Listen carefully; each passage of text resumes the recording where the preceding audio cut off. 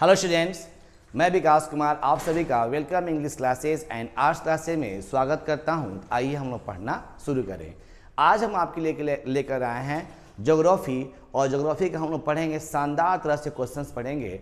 Geography में क्या हम लोग देखेंगे, ऑब्जेक्टिव क्वेश्चंस, यानी आपके टॉपिक्स यहाँ सब दिए गए हैं। एक बार इसको देखिए, समझिए, बनाइए, आसानी से बन जाएगा। आइए देखते हैं थोड़ा सा।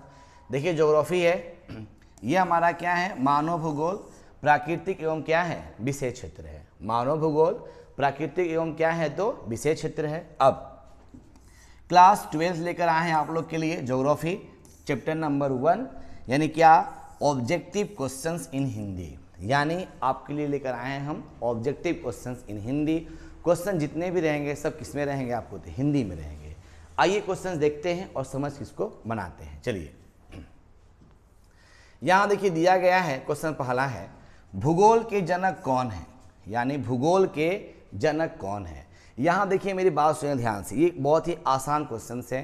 कहता है भूगोल के जनक, यानी जनक को हम लोग क्या, एक पिता के नाम से जानते हैं। जैसे कि आप लोग कहते हैं ना कि आपका, जैसे कि मान लीजिए फादर ऑफ इंग्लिश, थोड़ा समझेंगे ध्यान से, यानी फादर ऑफ इंग्लिश। तो फादर ऑफ इंग्लिश किसको कहते हैं हम लोग, तो विलियम शेक्सपियर को, विलियम शेक्सपियर को, ये फादर ऑफ इंग्लिश थे। इन द सेम, इसी तरह से भूगोल का जनक कौन है, ऑप्शन दिया था एरिस्टोथेनीज, टेलर, रेटजेल और हैकेल। तो ऑप्शन नंबर क्या मारेंगे, रेटजेल। और यहाँ जो टेलर है, ये क्वेश्चन आएगा इसका कि मानव भूगोल के जनक कौन थे। मानव भूगोल के जनक, तो हम लोग क्या मारेंगे, रेटजेल। बट क्वेश्चन कहता है कि भूगोल के जनक यानी भूगोल के पिता कौन है, तो क्या मारेंगे, एरिस्टोथेनीज। क्या मारेंगे, एरिस्टोथेनीज। ठीक है चैंपियन। उसके बाद चलिए क्वेश्चन नंबर देखते हैं 2। कहता क्या है, भौगोलिक विचारधाराओं को कितने भागों में बांटा गया था। तो भौगोलिक विचारधाराओं को ये कहा जाता है कि जो भूगोल जो होता है, एक मानव भूगोल होता है, एक प्राकृतिक भूगोल होता है। मानव भूगोल खुद से बनाता है और प्राकृतिक खुद से आपका पर्यावरण के अंतर्गत आता है। तो इसकी विचारधाराएं कितने भागों में बटी हुई थी, तो क्या मार देंगे हम लोग, 11 भागों में बटी हुई थी। चलिए क्वेश्चन नंबर देखते हैं 3। क्या है, नौ निश्चयवाद का प्रतिपादन किसने किया था। नौ निश्चयवाद का प्रतिपादन किसने किया था। ऑप्शन देखिए दिया गया है, ग्रिफिथ टेलर, कुमारी सेम्पल, एरिस्टोथेनीज, हैकेल। तो एरिस्टोथेनीज क्या थे, पिता थे, यानी इनको जनक के रूप में जानते थे। कुमारी सेम्पल ये शिष्या थी। शिष्या किसकी थी, तो रेटजेल। रेटजेल की क्या थी, शिष्या थी। ऑप्शन नंबर क्या मारेंगे, ग्रिफिथ टेलर। क्या मारेंगे, ग्रिफिथ टेलर।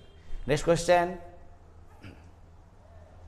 क्वेश्चन कहता है, संसाधन भूगोल किस मानव भूगोल के क्षेत्र के अंतर्गत आता है। संसाधन, ये जो संसाधन है वो भूगोल के किस भाग में आता है। तो ऑप्शन है आर्थिक भूगोल, राजनीतिक, सामाजिक, आवास। तो जाहिर सी बात है संसाधन यानी कि आवश्यकताएं, है ना, मनुष्य की आवश्यकताएं रोटी, कपड़ा और मकान के अंतर्गत होती है। और संसाधन प्राकृतिक तौर पे क्या होता है, हवा, पानी, ये सब आपके अंतर्गत होता है। आप देखिए सिंपल सी एग्जांपल समझेंगे तो संसाधन के तौर पे बहुत कुछ बातें होती है, पेड़, पर्वत, पठार, ये सब आपके संसाधन के अंतर्गत आते हैं। लेकिन जल है तो उसमें क्या जी, मान लीजिए कि अगर आपके पास पानी है, मेरी बात सुनो ध्यान से, तो पानी पीने की आवश्यकता होती है, जाहिर सी बात है पानी पीने की आवश्यकता होती है। ठीक है, तो अब इस पानी को प्यूरिफाई करने के लिए, है ना, प्योर बनाने के लिए क्या करते हैं, तो आप आरओ लगाते हैं। जाहिर सी बात है आरओ लगाएंगे तो पैसे लगेंगे, और उस पैसे को क्या करते हैं, तो आपस में एक दूसरे से क्या करते हैं, तो वस्तु विनिमय के रूप में कार्य करते हैं। तो जाहिर सी बात है, कहता है कि संसाधन भूगोल किस मानव भूगोल क्षेत्र के अंतर्गत आता है, तो क्या बोलेंगे, आर्थिक भूगोल। क्या बोलेंगे, आर्थिक भूगोल। नेक्स्ट क्वेश्चन, क्वेश्चन नंबर कहता है 5, चिकित्सा भूगोल किस मानव भूगोल के क्षेत्र के अंतर्गत आता है। चिकित्सा भूगोल यानी कि आपका उपचार से संबंधित बातें हो रही हैं। यानी कि अगर देखिए स्वस्थ मस्तिष्क, आपका अगर दिमाग स्वस्थ अच्छा से है तो अच्छे दिमाग का काम करेगा आपका। अगर आपका दिमाग ठीक नहीं रहता है, काम नहीं करता है, तो आप कोई भी अच्छी बातें सोच नहीं सकते हैं। तो स्वस्थ मस्तिष्क के दिमाग में स्वस्थ मनुष्य अपना बैठता है। और जाहिर सी बात है कि यहाँ जो बातें कहा गया है चिकित्सा भूगोल यानी कि डॉक्टर, सिंपल सी बात, किस में आएंगे? नगर में है, राजनीतिक में है, जनसंख्या में है, सामाजिक में है।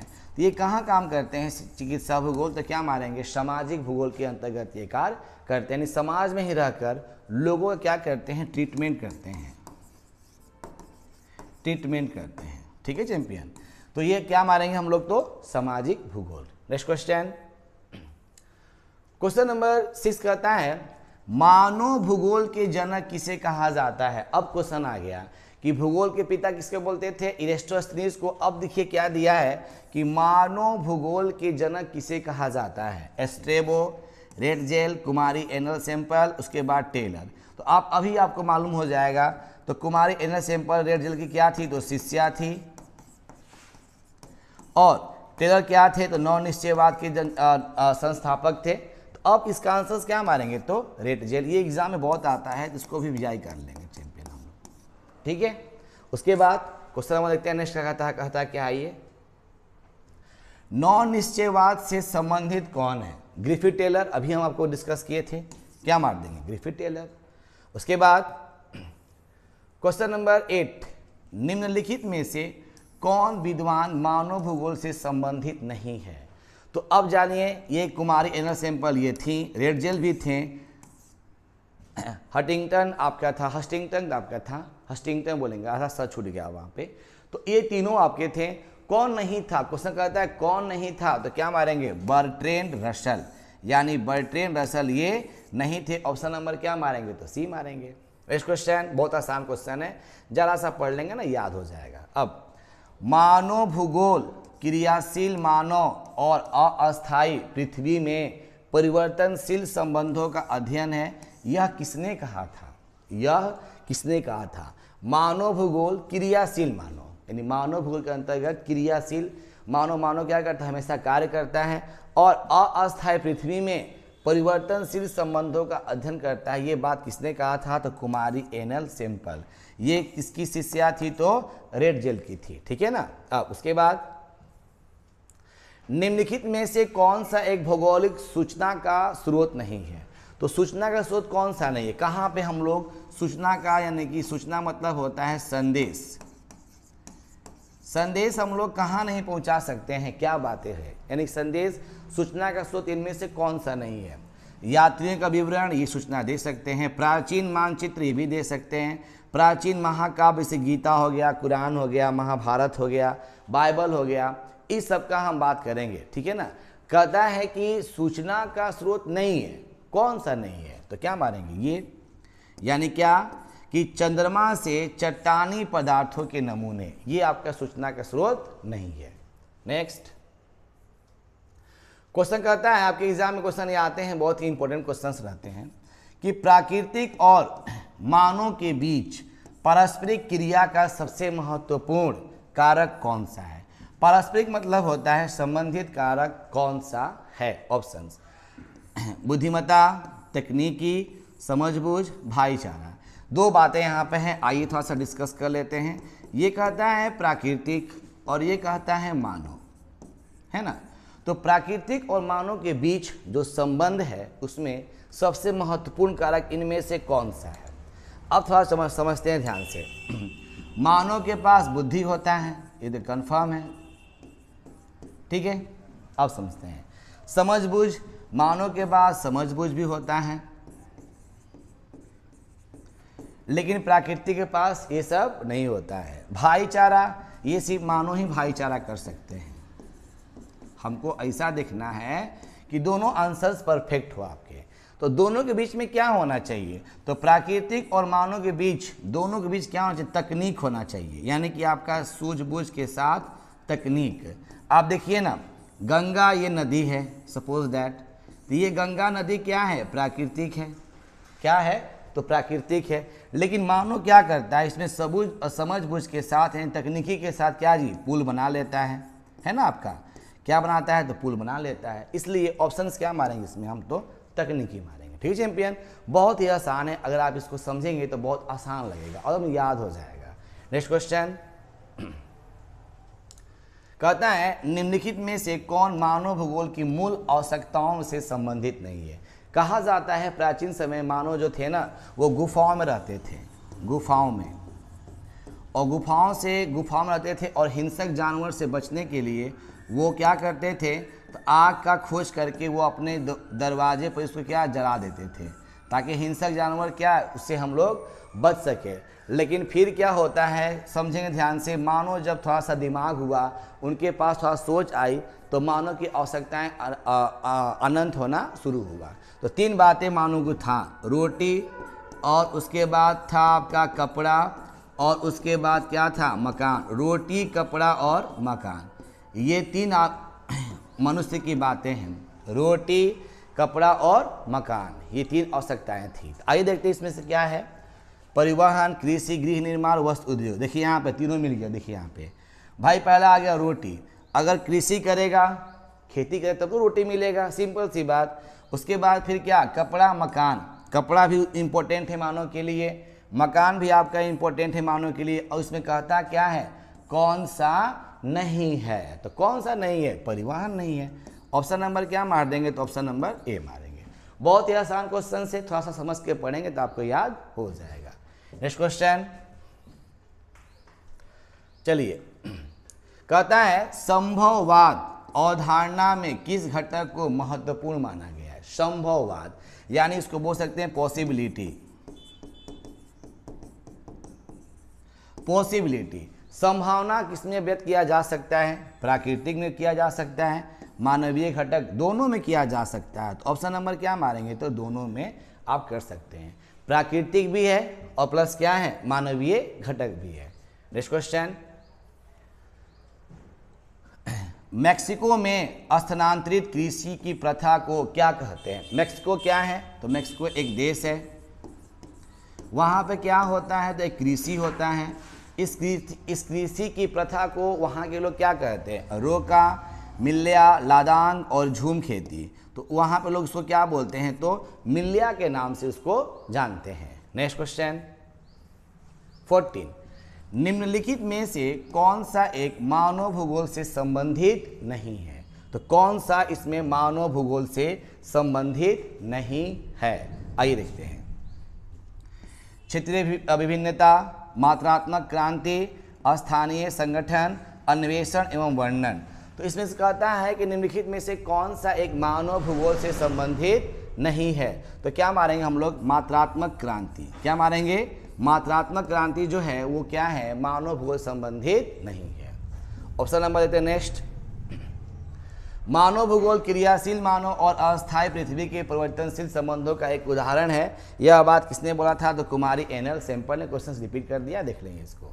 नेक्स्ट कहता है निम्नलिखित कथनों में से कौन सा एक भूगोल का वर्णन नहीं है। नहीं है, समाकलात्मक अनुशासन ये है, मानव और पर्यावरण के बीच अंतर संबंधों का अध्ययन ये भी है, वैधता पर आश्रित ये भी है, प्रौद्योगिकी के विकास के फलस्वरूप आधुनिक समय के प्रासंगिक नहीं। तो ये आपका ऑप्शन नहीं दे दिया, तो ऑप्शन नंबर क्या मारेंगे, तो डी मारेंगे। नेक्स्ट क्वेश्चन, निम्नलिखित में से कौन विद्वान मानव भूगोल से संबंधित नहीं है। तो बर्ट्रैंड रसेल, सिंपल सी बात है, बर्ट्रैंड रसेल। नेक्स्ट क्वेश्चन देखते हैं क्या है, कहता है कि निम्नलिखित में से कौन सा एक लोगों और पर्यावरण के बीच अन्योन्य क्रिया का सर्वाधिक महत्वपूर्ण कारण है। कहता है लोग और पर्यावरण, यानी लोग हैं और प्लस क्या है, पर्यावरण, दोनों के बीच ऐसा कौन सा वर्ड है जो साथ में कारक है। मानव बुद्धिमत्ता, तो सिर्फ मानव का हो गया, प्रौद्योगिकी, लोगों के अनुभव, मानवीय भाईचारा, ये हम लोग मारेंगे। ऑप्शन नंबर क्या मारेंगे, तो बी मारेंगे। दोनों की बात कह रहा है ना ये, लोग और पर्यावरण, तो क्या मारेंगे, ऑप्शन नंबर तो बी मारेंगे। क्वेश्चन आते हैं 20, किसने कहा मानव प्रकृति का दास, दास है करेंगे ना, दास है। तो के बोला, हस्टिंगन, अरस्तु, एनएल सैंपल, बेकले। तो आप जाहिर से बात है, किसने कहा मानव प्रकृति का दास है, इसको क्या मारेंगे हम लोग, अरस्तु बोलेंगे। लेकिन क्वेश्चन ये कंफर्म नहीं लग रहा है, लेकिन इसको एक बार देख लेंगे हम लोग, ठीक है चैंपियन। नेक्स्ट जोग्राफिया जेनालिस के लेखक कौन थे? Semple, Varenius, Ratzel, Darwin. क्या मारेंगे? वारेनियर। आसान क्वेश्चन से था। 22 रुको और जाओ निश्चयवाद की क्रियाशील किसने दिया था? Griffith Taylor. वही देखिए क्वेश्चन पूछ देता है निश्चयवाद के जनक कौन थे? तो ग्रिफिथ टेलर। और रुको और जाओ ये भी कौन था? Griffith Taylor. 23 क्वेश्चन देखते हैं क्या, आइए। व्यवहारिक भूगोल, राजनीतिक भूगोल, आर्थिक भूगोल अथवा सामाजिक भूगोल के कौन से भूगोल के उपक्षेत्र होते हैं? तो उपक्षेत्र मतलब किसके होते हैं? उपक्षेत्र मानव भूगोल के होते हैं कि प्राकृतिक भूगोल के होते हैं? तो ये जो उपक्षेत्र होते हैं किसके होते हैं? तो क्या मानेंगे हम लोग? तो मानव भूगोल के उपक्षेत्र होते हैं। ठीक है। उसके बाद 24 मानव भूगोल विचारकों के विकास की अभिव्यंजना है कि भौगोलिक ज्ञान के विस्तार और खोज का कोई तकनीक परिणाम है। यह परिभाषा किसने दिया था? तो किसने दिया था? जीन अब्रुन्स ने। और उसके बाद फ्रेडरिक रेटजेल ने। क्या मारेंगे? विडाल डी ला ब्लास। ब्लास कहाँ के निवासी थे? तो जाहिर से बात है क्या बोलते हैं? तो फ्रांस के निवासी थे। ये क्वेश्चंस बहुत ही आसान है, 1 से लेकर 24 तक क्वेश्चंस देख लिए जो आपको बहुत ही आसानी से समझ में आ रहा होगा। चलिए 1950 का दशक भूगोल के किस उपागम के लिए जाना जाता है? 1950 का जो दशक है वो आपको दिया गया है भूगोल के किस उपागम के लिए जाना जाता है? उत्तर आधुनिकतावाद, उसके बाद अन्वेषणवाद, संभववाद। क्या मारेंगे? आधुनिकतावाद। ठीक है। Next question. चलिए व्यवहारिक भूगोल सिर्फ आपको संस्था से क्या मारेंगे? मानव भूगोल। क्वेश्चन रिपीट कर देता होगा। आइए अब हम पढ़ते हैं यहाँ पे 2 1 से लेकर 26 तक क्वेश्चंस देख लिए। अब चलते हैं 2 पर। कहता है विश्व जनसंख्या वितरण, घनत्व और वृद्धि। ये आपका चैप्टर नंबर 2 है। ज्योग्राफी यानी कि भूगोल को पढ़ेंगे। ऑब्जेक्टिव टाइप क्वेश्चंस मानव भूगोल प्राकृतिक विशेष क्षेत्र के अंतर्गत ये आपका था, लेकिन हम लोग क्या पढ़ेंगे? यहाँ पर पढ़ेंगे लेसन नंबर 2 यानी विश्व जनसंख्या वितरण, घनत्व और वृद्धि के अंतर्गत पढ़ेंगे क्या क्या बात इसमें दिया गया था। आइए देखते हैं हम लोग। चलिए विश्व जनसंख्या वितरण, घनत्व एवं वृद्धि देखते हैं क्या क्या दिया हुआ है। निम्नलिखित में से किस देश की जनसंख्या बढ़ने के बदले घटते जा रहे हैं? यानी कि बढ़ नहीं रहा है, क्या हो रहा है? घट रहा है। ठीक है ना। किसका घट रहा है? ओमान का, लाइबेरिया का, लाटविया का, डेनमार्क का। तो किसका घट रहा है? तो क्या मार देंगे? तो लाटविया का घटते जा रहा है। नेक्स्ट, निम्नलिखित में से किस देश की जनसंख्या सबसे अधिक है? सबसे अधिक उस किसकी है? संयुक्त राज्य अमेरिका, ब्राजील, बांग्लादेश, इंडोनेशिया। तो इस चारों देशों में से सबसे अधिक किसका है? तो संयुक्त राज्य अमेरिका। अमेरिका में ही जो है अधिक क्या रेल लाइन बिछाया गया है, रेल लाइन बिछाया गया है। और अमेरिका में सबसे पहले इंटरनेट की शुरुआत की गई थी। ये बात जानेंगे। नेक्स्ट है नंबर 3, निम्नलिखित में से किस एक महाद्वीप में जनसंख्या वृद्धि सर्वाधिक है? किसी एक महाद्वीप में जनसंख्या वृद्धि सर्वाधिक यानी बढ़ रहा है। जनसंख्या क्या वहाँ पे है? तो बढ़ रहा है। किसमें? एशिया, अफ्रीका, दक्षिण अमेरिका, उत्तरी अमेरिका। क्या मारेंगे? तो अफ्रीका में जनसंख्या क्या है? तेजी से बढ़ रहा है। अब पूछेगा निम्नलिखित में से किस एक महाद्वीप में जनसंख्या सर्वाधिक है? वृद्धि हटाकर दे देगा क्या? सर्वाधिक है। तो क्या मारेंगे? एशिया महादेश में। नियर अबाउट आपका जाहिर से बात है भारत और चीन किसमें है? तो एशिया महादेश में है।